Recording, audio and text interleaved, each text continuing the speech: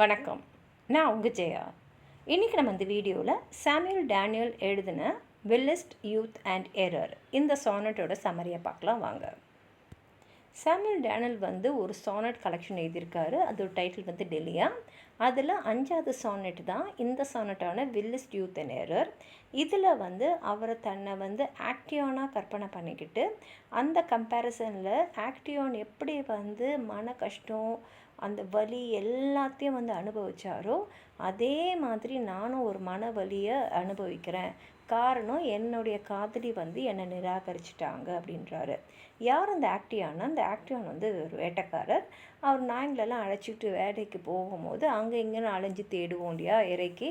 அப்போ என்ன பண்ணிடுறாருன்னா சேஸ்டினா பவித்திரத்துக்கு கடவுளான டயனா குடிக்கிறத அவர் தற்செயலாக பார்த்துடுறாரு. கடவுள் இவர் தன்னை பார்த்துட்டான், அதுவும் குடிக்கிறத பார்த்துட்டான் அப்படின்னு ஒன்று அவங்க ரொம்ப கோவம் வந்துடுச்சுட்டு அவரை ஒரு மானா மாற்றிடுறாங்க. ஏன் மானா மாற்றுறாங்கன்னா அவர் வேட்டையாட வந்திருக்காரு, கூட வேட்டை நாய்களை அழைச்சிட்டு வந்திருக்காரு. அவர் மானா மாறின அடுத்த நொடியே அவரோட நாய்களே அவர் மேலே பாஞ்சி அவரை குத்தி கொதறி கடித்து அப்படியே கொன்னுடுது. இங்கே தான் அவர் சொல்கிறாரு, எப்படி நான் கஷ்டப்படுறனோ அந்த மாதிரி தான் ஆக்டியானும் கஷ்டப்பட்டிருப்பார். ஸோ ஆக்டியானோட கஷ்டத்தையும் தன்னோட கஷ்டத்தையும் ஒப்பிட்டு சொல்கிறாரு.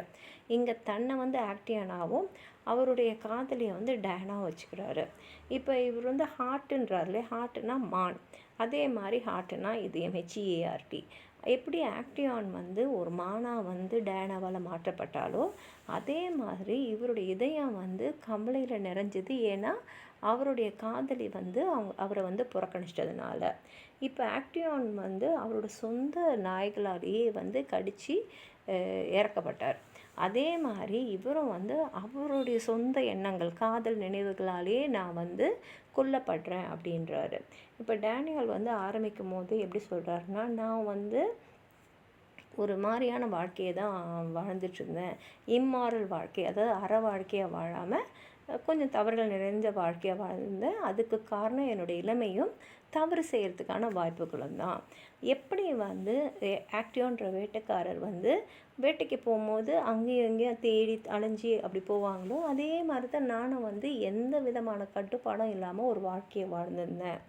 எது வரைக்கும்னா எப்படி ஆக்டியோனோட வாழ்க்கை டயனா குடிக்கிறத பார்க்கும்போது மாறிடுச்சோ அதே மாதிரி நான் டயனா மாதிரியே ஒரு பவித்திரமான ஒரு பெண்மணியை பார்க்குற வரைக்கும் தான் அந்த மாதிரி வாழ்க்கையை வாழ்ந்தேன். அந்த பெண்மணியை பார்த்துட்டு அப்புறம் என் வாழ்க்கை முழுசாக மாறிடுச்சு. நான் உண்மையான காதலர் ஆகிட்டேன். ஆனால் என்னோடய வாழ்க்கையை பற்றி தெரிஞ்ச அந்த பெண்ணுக்கு என்னை எதுக்க பிடிக்கல. ஏன்னா இந்த மாதிரி ஒரு ஆண் அவங்கள விரும்புகிறான்ற எண்ணம் கூட அவங்களுக்கு பிடிக்கல. என்னை அவ்வளோ வெறுப்பாக தான் பார்த்தாங்க. எப்படி டயனா ஆக்டியான் தான் குளிக்கும் போது பார்த்துட்டாங்களோ அப்போ ஒரு அதிர்ச்சி வந்திருக்கும் இல்லையா, அதே மாதிரி தான் அவங்களுக்கு இந்த மாதிரி ஒரு ஆள் என்ன விரும்புகிறானா அப்படின்ற ஒரு அதிர்ச்சி இவங்களை புறக்கணிச்சிட்டாரு. அது எப்படி இருக்குன்னா என் முகத்தில் அப்படியே பச்சை தண்ணி எடுத்து ஊற்றுன மாதிரி இருந்தது. இந்த நிராகரிப்பால் நான் ரொம்ப பாதிக்கப்பட்டேன். அவர் ரொம்ப இனிமையான பெண்மணி தான், ஆனால் மனசாட்சியே ஒரு இரக்கமே இல்லாத ஒரு பெண்மணி. அவருடைய கை தான் இதை சொல்லும் போது அவர் என்ன சொல்கிறாருன்னா, எனக்கு அவன் மேலே கோவமே இல்லை, என்னன்னா என் இதயம்தான் வலிக்குது. ஏன்னா எப்படி டயனா ஆக்டியான ஒரு மானா மாற்றினாங்களோ அப்போ அவருடைய சொந்த வேட்டை நாய்களே அவர் மேலே பாஞ்சி அவரை கடித்து கொன்னுச்சு இல்லையா, அதே மாதிரி தான் என்னுடைய காதலோட புறக்கணிப்பும் எனக்கு எப்படின்னா என்னோடய இதயத்தை அந்த அளவுக்கு பாதிச்சு.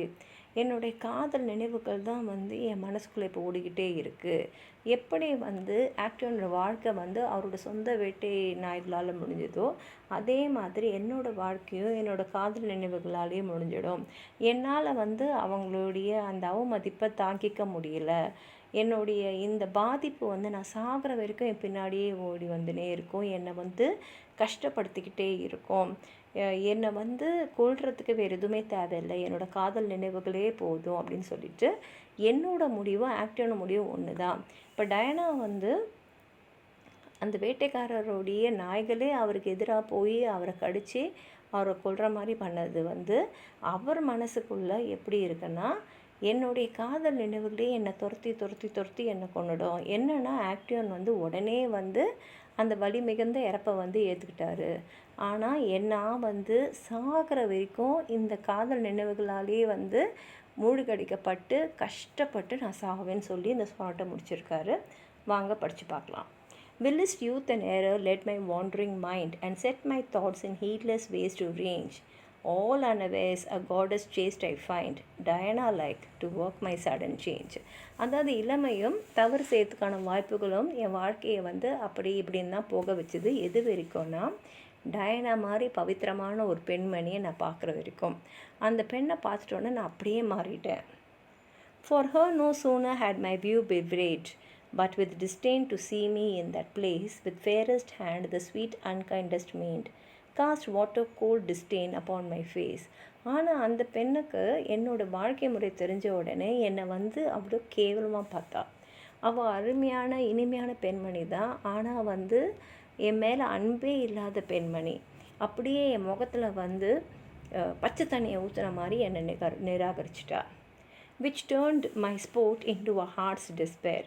இது வரைக்கும் வந்து இருந்த என் வாழ்க்கையில் இப்போ எப்படின்னா, எப்படி அவர் மானாக மாறிட்டு அவரோட சொந்த நாய்கள் வந்து அவர் கட்சி கொதரும் போது அவர் வந்து துடிச்சிருப்பாரோ அதே மாதிரி நான் இப்போ துடிக்க ஆரம்பிச்சிட்டேன்.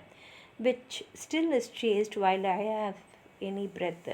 இந்த நினைவுகள்லாம் எது வரைக்கும் என்னை துரத்தினே இருக்குமா, என் கடைசி மூச்சு இருக்கிற வரைக்கும் இந்த காதல் நினைவுகள்லாம் என்னை துரத்திக்கிட்டே இருக்கும். By my own thoughts set on me, by my fair, my thoughts like hounds pursue me to my death. என் இறப்பு வரைக்கும் இந்த நினைவுகள் எல்லாம் வந்து என்னை திருத்தி என்னை சாவடிச்சுக்கிட்டே இருக்கும். Those that I fostered of mine own accord are made by her to murder thus they Lord. அவளை பற்றி நான் எவ்வளோ நினைவுகளை என் மனசில் வச்சுருந்தேனோ இப்போ அதே நினைவுகள் வந்து என்னை சாகிற வரைக்கும் என்னை கஷ்டப்படுத்திக்கிட்டே இருக்கும் அப்படின்னு சொல்லி இந்த சாண்டர் முடிச்சிருக்காரு. உங்களுக்கு எதாவது சொல்ல நினச்சிங்கன்னா கீழே இருக்கிற கமெண்ட் பாக்ஸில் எழுதுங்க. இந்த வீடியோவை ஹைப் பண்ணுங்கள், அப்போ தான் நிறைய பேர் இந்த வீடியோவை பார்ப்பாங்க. இந்த வீடியோவை லைக் பண்ணுங்கள், உங்கள் ஃப்ரெண்ட்ஸோடு ஷேர் பண்ணுங்கள். சப்ஸ்கிரைப் பண்ணாதவங்களாம் ப்ளீஸ் சப்ஸ்கிரைப் பண்ணி சப்போர்ட் பண்ணுங்கள். நன்றி.